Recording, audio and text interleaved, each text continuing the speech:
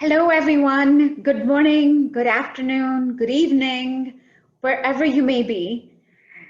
Such seem to be the times that one can't be sure what time zone we are each in. And thank you, OTT.X. Thank you, Mark. Thank you, Eric. And gosh, thank you so much, Eric Opico, for having set this up so wonderfully about the new times that we're entering. And thank you for inviting me to speak today. I'm honored to be among such great company. I wish we could be in temperate Los Angeles together, or maybe even in the same room together. Yet I see many familiar names as I quickly scrolled through the attendee names just before we got into this. And I was happy to see some friends and some that I hope I get to know more as the days go on. But I am grateful that we're well, and I hope that you and your families are safe too. I am Soumya Sriraman, as Eric just said, CEO and president of Britbox. We are a direct-to-consumer streaming video on demand service. I'm going to spend the next few minutes telling you a little about Britbox, our place in this market, and our philosophy for success in this ever-growingly crowded marketplace. But before I do that, I would be remiss not to take a moment to remember Chadwick Boseman and the tremendous mark that he has left on this industry and each of us, and the indelible mark for diversity and the times that we find ourselves in. Our little nod to him is that early in his career, he attended the Oxford University's Midsummer Drama Program.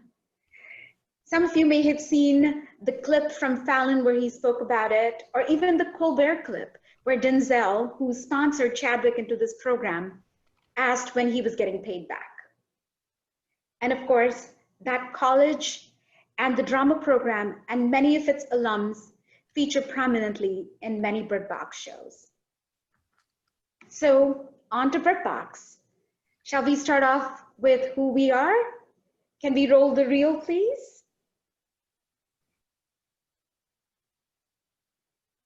Can we, is it? Let's get down to work. I was going to say the sound could be a little loud if you wouldn't mind turning down your volume on your end. Okay, let's play this. Let's get down to work. Expect to sizzle. Come with me, catch a rare type specimen. Cuddle up with a hesitant skeleton. We'll break our fast with friends. Listen up and you won't go wrong again. Float along on the verseless song and then get to where the two ends meet. Come along now. Run away from the humdrum. We'll go to a place that is safe from greed, anger and boredom. We'll dance and sing till sundown and feast with abandon. We'll sleep when the morning comes and we'll rise by the sound of the bird song. So once for the bright sky, twice for the big sky, thrice for another day.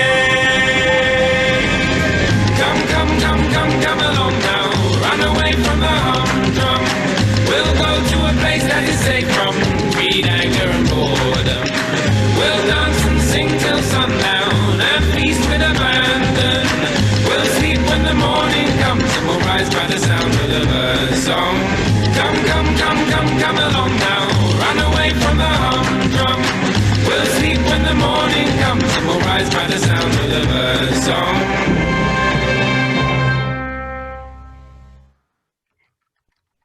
Thank you. That reel always puts a smile to my face.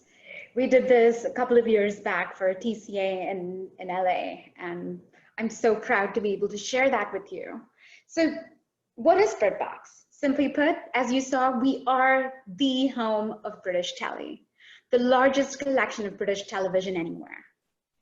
And we're a joint venture between BBC and ITV, the two largest broadcasters in the UK.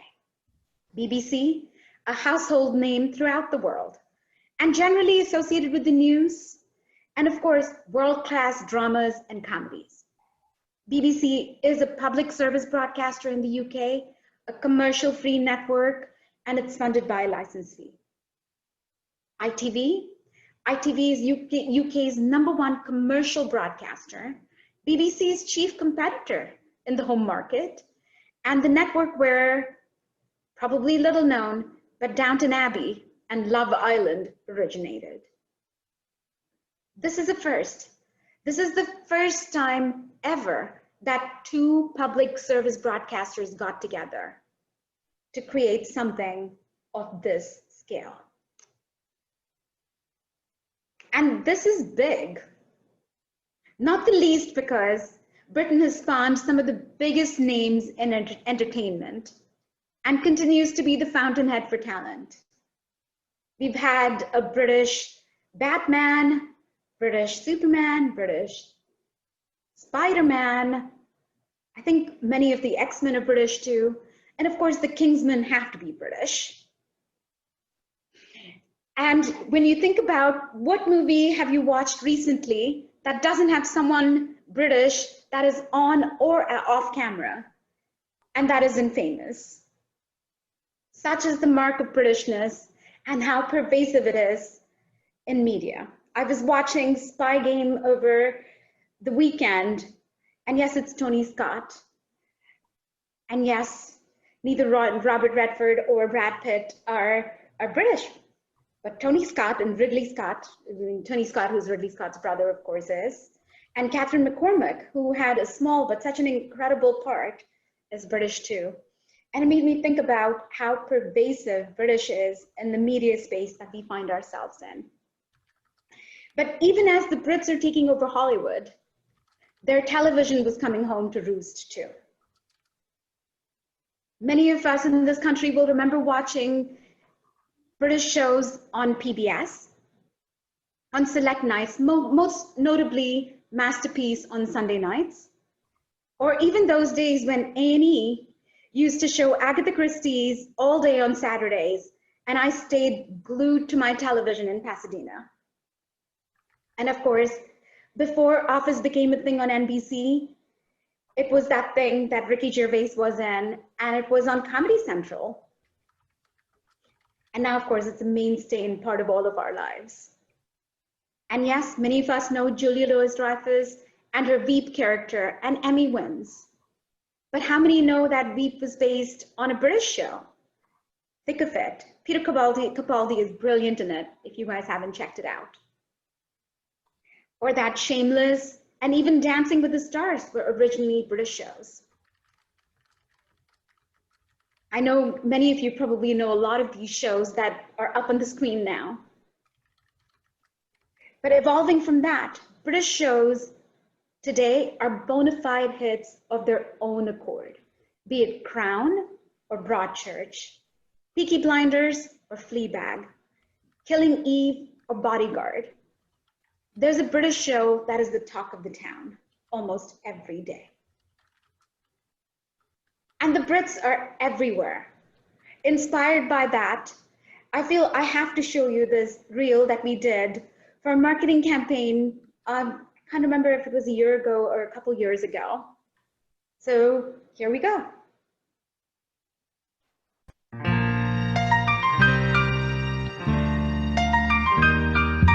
Making your bones by seeking thrones can cost a guy his head. Even a star with lots of credits often ends up dead. It's so hard to say goodbye, but there's a place where every face looks just like it was new. Whether you're poisoned, blown to bits, or crossbowed on the loo, even bastards mauled by hounds, they're still around where everyone's alive. Your favorites all survive. They may be toast in Westeros, food for worms and flies, but here on Britbox everyone's alive. Nasty airs and zombie bears won't rip you a new crack. Here a man can walk around with his naughty bits intact. You know nothing but a smile. Come stay a while where nobody is dead.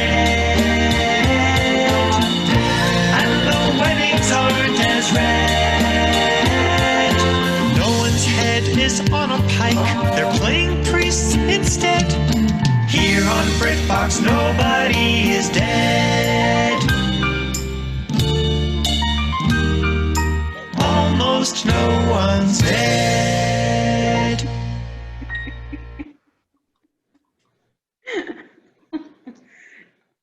I'm sorry. That last bit always cracks me up, almost no one.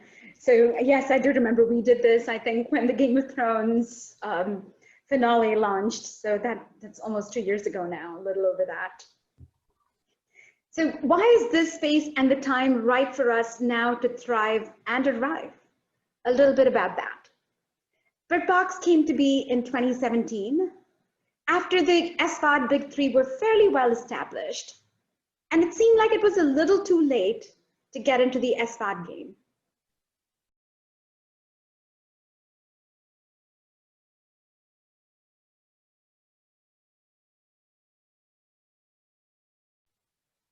I got muted somehow, apologies.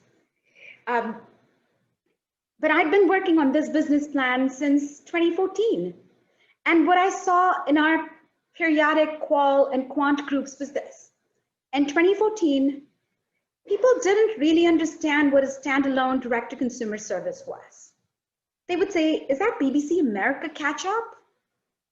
Or don't I get this on PBS? Or do I have to wake up early and watch the same thing that the Brits are watching in the UK? But as the months and the years went on, it became clearer what we were trying to do. Not because we were saying anything different, but because Netflix was becoming more mainstream and people understood what it meant to have a streaming service. Just one that was dedicated to British television. And we were soothsayers in that we thought about it as brands leading the way versus technology. And that's the world we are in. It's the day of the brands, as you can see. It's the dawn of a new era. We're now in a world where Disney, Apple, of course, HBO, which is the W for the Warner Media, and Peacock with NBC are now here. And it doesn't hurt that BBC is the most prolific of content creators in the world. It's a little known fact that BBC is the #1 producer of English language content in the world. You can see where we are amongst everybody else and the amount of spend that's happening in the content space. Someday we're going to solve this quandary of the number of shows there are and the number of hours there are. But until then, let's just enjoy all of the great content that's coming to us. And everyone that is watching more streaming. These are charts that don't need much going deep into. You all know this, you've seen it. You've seen it. It's what started off as a younger millennial streaming is now everybody streaming. And another chart that warms our heart, the number of services that each person will sign up to. I've been going to CES for many a year, and every year there's a white paper that someone's been publishing that boldly proclaims how many services a person will sign up to, and they all seemed so final. And yet every year, that number keeps creeping up and up. And this recent Parks Associates chart that I'm sure many of you have seen has the fact that we're now at a quarter of people will have 4 or more services. Britbox, like several others, we've been fortunate to have been part of this gale force, and we've grown nicely. And even more fortunate to have retained our subscribers. We went from 0 to 7 figures in just under three years. And I'm going to take the next few minutes to tell you a little bit about what we think is the secret of our success. But what is success without the audience that we're speaking to? One other reel to tell you a little bit about who this is. I'll play it and then I'll set it up. I'll talk about it. man has impressed me with the fullest belief of your selfish disdain for the feelings of others. I had not known you a month before I felt you were the last man in the world whom I could ever marry. You've said quite enough, madam. Good. Well, now he's gone. Any chance of a cup of tea? That's cold. Get us another one, Pat. The bouquet residence, the lady of the house speaking. I have a cunning plan, sir. I have to try to draw him out before he kills again. Guilt is you knowing you've done something wrong. Shame is everyone knowing. You were expecting a bloke. Beard, Bible, bad breath. Dozy little twunk, Rodney. Your eyes shine brighter than they ever did before. The little gray cells, they also did not sleep. I'll wait for you, Queenie. However long it takes, I'll wait. Would you like my pump up your proboscis? Listen, don't mention the war. I mentioned it once, but I think I got away with it all right. Love, Mr. Buxton. It's the final word. Exterminate! This was our April Fool's campaign for last year, I think. And we did this because our audience actually loves a British accent. They come to us not because they're expats, but they're Anglophiles. And very early on, we learned about our audience and we've nurtured them since. We have an audience that is predominantly women, 45 plus. We find that we're not a coast-only service. We are all over. And this is a group that loves everything British. I'm going to talk to you about what we think we've done in order to bring this audience in and keep it in. Our trifectas, I call these our trifectas of success. The very first one, very simple, a very, very simple proposition. We are the biggest, the broadest, and the best. What does that mean? We will always, at any point in time, offer the most British television that you can find anywhere. Broadest, we don't limit ourselves to any one genre. We want to make sure that you come in and you seek British, whether it's drama or comedy or factual or lifestyle and entertainment shows, you will have it. News as well. And of course, what are biggest and broadest if you can't prop it with the best television? That is a very, very simple idea that we go to market with. Next up, here's our other trifecta of how we think about the shows that form our core. This is a very alliterative, the known, the now, and the new. We will always have shows that are known, that are familiar to people. We will have shows that are in the now.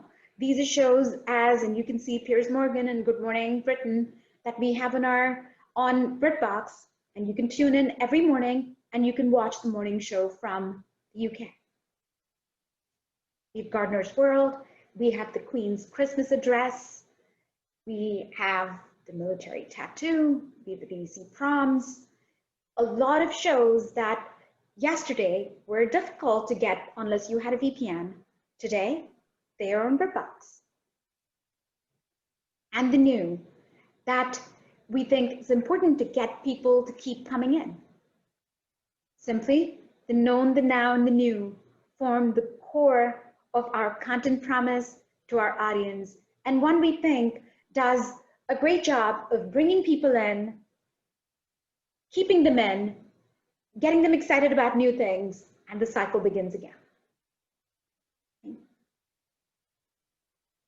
Next up, this is my other favorite thing to talk about, because I think as SVODs proliferate, we all know that there are three things to succeed in this space. You have to be accessible. People have to be able to find you, i.e. you, the service. I think Netflix did this best. They made sure that you stumbled on them wherever you were. They were on your remote, they were on every TV, they were on every DVD player. Discovery. This is, can you find the show that you're looking for? If that is the way you're choosing to enter and learn about a service, can you find a show? Again, I think Amazon does this better because they are, after all, the Google of media. And they have so much data about what anyone searches for. This is what they did. The one thing that the big guys will not do today is they will not make you feel like you belong to something. We're all often lost in these sea of tiles. And this is where community comes in. And this is what we think we at Britbox do best. We know our audience. We know when to lean in heavy on algorithms. We know when to lean in heavy on recommendations. We know when to lean in heavy on curation. And we think that over time we've learned this, and we have created a community. And this is the reason why we're very proud that we continue to sustain and have very low single-digit churn. This is an audience, once they come in and they learn about us, we know the magic that happens. They stay with us, they watch more, they tell their friends, and this continues. And we couldn't do it if it weren't for this final trifecta of data, technology, and content. It is how these three things sit together. There was an article from Deloitte, I think, or white paper that Deloitte published not so long ago, maybe last week, where they talk about these three things, right? They talk about how the niche is going to win if it's a niche that appeals to people. But what is a niche if you can't use your data to know how it is that you're matching it up to the right audience? And what are both of those if you don't have the technology by which to make that possible? This is the world that we live in is one where technology is highly commoditized. Data is rampant, data is everywhere, and so is content. What is the right balance then of each of these three things to create the right experience for the audience that you're speaking to, for you and me and all our friends? How many of us talk about how we walk into, I guess these days it's not a store anymore, but it's a digital storefront, and you look at these shows and you go, I'm not quite sure what to watch. Or the fact that Netflix has now launched, what's it called, a shuffle play? At Britbox, you don't need a shuffle play because we think that we are using the right combination of data. We understand what segment of our audience watches what shows at what intervals, and how are we surfacing this? And we're using some technology to help deliver this. So this trifecta of recipes that I've shared with you means that we're winning. We're very proud of the fact that we are visible, we are being talked about. Next page, please. There it is. This is just some of the press that we've received over time. So let me leave you with, I know this isn't a place where we can ask questions and talk to each other, but I'm going to leave you with this one last reel for Britbox. And of course, please don't hesitate to reach out to me directly if you have any questions. Thank you all. It's a bittersweet symphony that's life. Welcome to your world. I trust you've all remembered your passports. Yeah.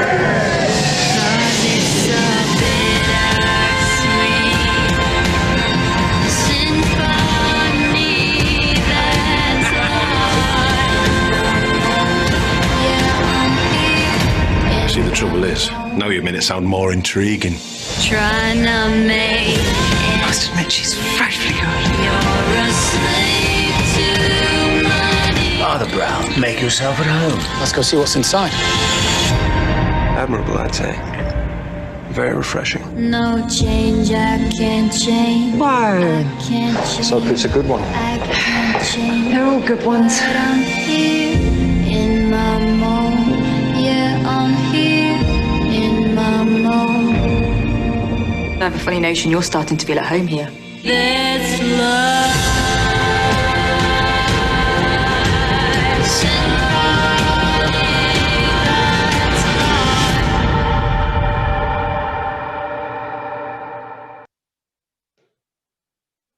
Thank you all.